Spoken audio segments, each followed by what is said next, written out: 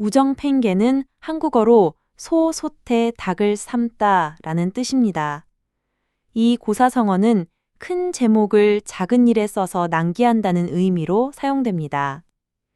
이 성어는 춘추시대 여시춘추 응연에서 유래했습니다. 후한말 뛰어난 재능을 지닌 변양이라는 인물이 있었습니다. 당시 대장군이었던 하진은 그의 재능을 알아보고 변양을 자신의 보좌관으로 삼으려 했지만 그에게 적합하지 않은 낮은 직책을 주었습니다. 이에 의랑 차용은 하진에게 소, 솥에 닭을 삶으면 물이 많아 맛이 싱겁고 물이 적으면 솥이 타버리지만 닭은 익지 않습니다. 이는 큰 그릇을 작은 일에 써서는 안 된다는 뜻입니다. 라고 말하며 변양의 재능을 더 큰 곳에 쓰도록 건의했습니다.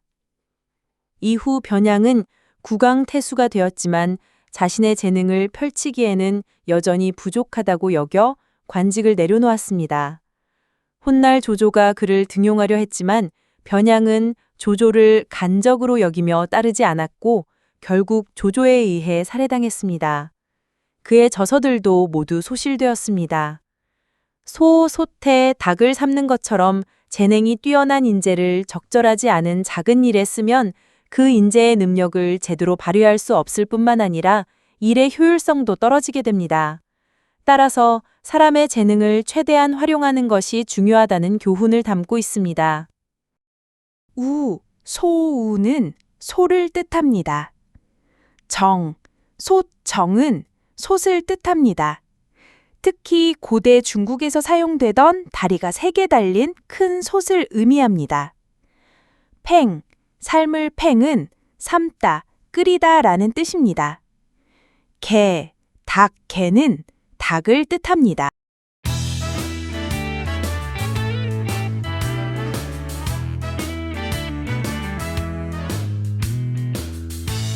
소를 삶는 아주 커다란 솥, 그걸 정이라고 하죠.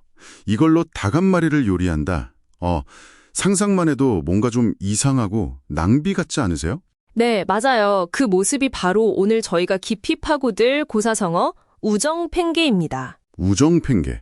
발음도 좀 어렵네요. 하하, 그쵸. 보통은 그 뜻을 큰 재능이나 도구를 사소한 일에 쓴다, 이렇게 많이들 아시죠? 대제소용이랑 비슷한 거군요. 네, 거의 그런 의미로 통용됩니다. 여러 자료들에서도 그 기본적인 뜻은 공통적으로 나오고요. 단순히 닭 잡는데 소 잡는 칼 쓴다, 이런 비유를 넘어서요. 맞습니다. 특히 그 정이라는 물건, 이게 단순한 솥이 아니라는 점에 주목해서 이 성어에 숨겨진 진짜 무게감을 한번 찾아보려고 합니다. 바로 시작할까요? 좋습니다. 이 표현 어디서 나왔냐면요. 그 후한서라고 있습니다. 아, 후한서요. 역사서죠. 네. 거기에 변양이라는 사람이 한 말에서 유래했어요. 근데 이 사람이 그냥 그거 너무 과하다 이렇게만 말한 게 아니에요.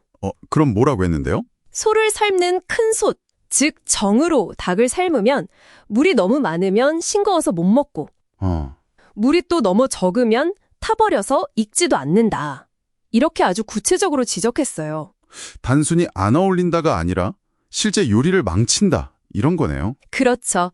큰 그릇을 작은 데 쓰는 게 부적절할 뿐 아니라 실제 결과를 망치는 역효과까지 있다는 걸 강조한 거죠. 이게 좀 흥미로운 지점입니다. 와, 그냥 비유인 줄 알았는데 시작은 되게 실용적인 경고였군요. 근데 말씀하신 것처럼 이 성어의 핵심은 그 정이라는 솥 자체에 있다고요? 네, 바로 그겁니다. 이 정이 그냥 큰 솥, 이게 아니거든요. 그럼 뭐죠? 처음엔 당연히 음식을 익히는 그런 실용적인 도구였겠죠. 그런데 시간이 지나면서 이게 국가의 아주 중요한 제사나 의례에 쓰이기 시작해요. 아, 제사용으로요? 네. 그러면서 그냥 도구가 아니라 신성한 예기, 즉 예식용 그릇으로 그 위상이 완전히 달라집니다. 예식용 그릇이 어떻게 권력이랑 연결이 되나요? 이게 점차 국가 권력 그 자체, 또 왕조의 정통성, 더 나아가서는 사회 질서를 상징하게 돼요. 솥 하나가요? 네. 예를 들면 그 전설 속에 나오는 9개의 솥, 구정이라고 하죠. 천하의 금속을 모아 만들었다는. 아, 네네. 들어본 것 같아요. 그리고 주나라가 나라 세울 때 정정, 의식을 치렀다는 기록도 있고요. 네. 심지어는 신분에 따라서 가질 수 있는 정의 개수까지 정해져 있었어요. 열정제도라고. 솥 개수로 신분을 나눴다고요? 와, 대단하네요, 그 상징성이. 그렇습니다. 천자는 9개, 재우는 7개 이런 식으로요. 그래서 누가 감히 그 정의 무게를 묻는다. 문정이라고 하죠. 그건 바로 최고 권력에 도전한다는 뜻이었어요. 솥 무게를 묻는 게 반역 시도였다니. 네. 그리고 그 정이 옮겨진다. 천정. 이건 왕조가 교체된다는 걸 의미했고요. 아, 여기서 진짜 재밌는 게 뭐냐면요.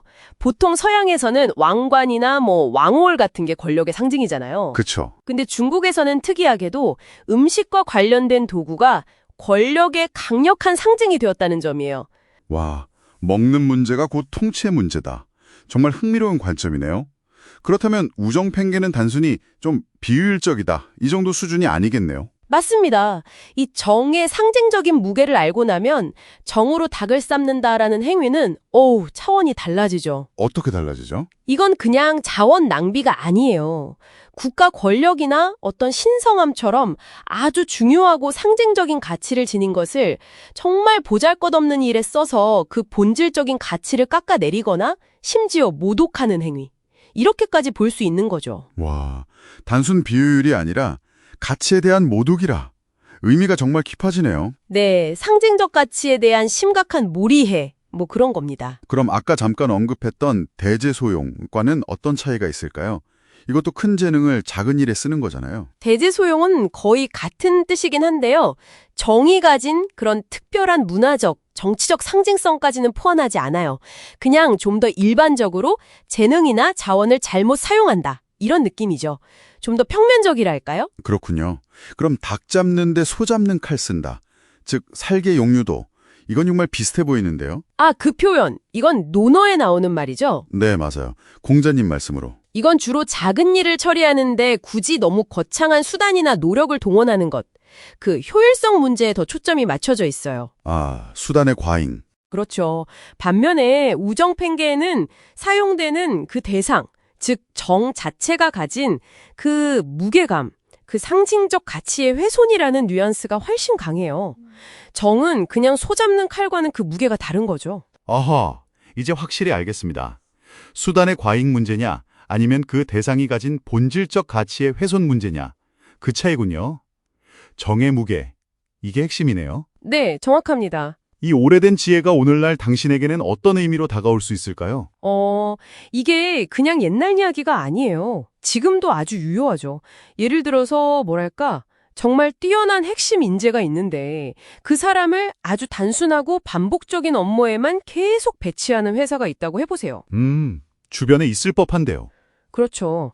아니면 국가적으로 아주 중요한 전략 자산이나 기술이 있는데 이걸 그냥 단기적인 문제 해결에 쉽게 소모해버리는 경우도 있을 수 있고요. 네, 그럴 수 있겠네요. 이런 게 바로 현대판 우정팽개라고 할 수 있습니다. 단순한 비효율을 넘어서는 거예요.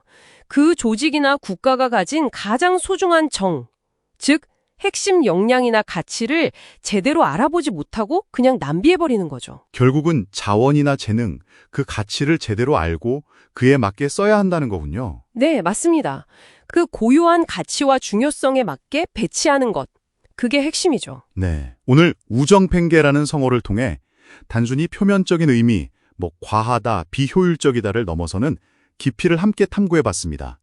특히 정이라는 강력한 상징물을 통해서 우리가 가진 중요한 자원, 재능, 더 나아가서는 어떤 권위나 제도의 본질적인 가치를 존중하고 정말 필요한 곳에 제대로 활용해야 한다는 교훈을 다시 한번 되새길 수 있었네요. 네, 어쩌면 이 고대의 지혜가 지금 당신의 일이나 삶에서 가장 귀중하게 여기는 자원, 당신만의 정은 무엇인지, 그리고 그것을 어떻게 사용하고 있는지 한 번쯤 돌아보게 하는 좋은 거울이 될 수 있을 겁니다. 당신의 가장 소중한 능력이나 시간을 정말 가치 있는 곳에 쓰고 계신가요? 한번 자문해 보시면 좋겠네요. 그렇죠. 자, 마지막으로 이런 질문을 던져보면서 마무리할까 합니다. 정이 단순히 권력만이 아니라 백성을 먹여 살리는 책임과도 연결되어 있었다는 점을 생각해보면요. 오늘날 우리 사회의 핵심적인 자원이나 인재를 잘못 사용하는 것은 단순한 비효율을 넘어서 과연 리더십의 근본적인 책임이나 사회 전체의 건강함에 대해서 어떤 더 깊은 질문을 우리에게 던지고 있는 걸까요?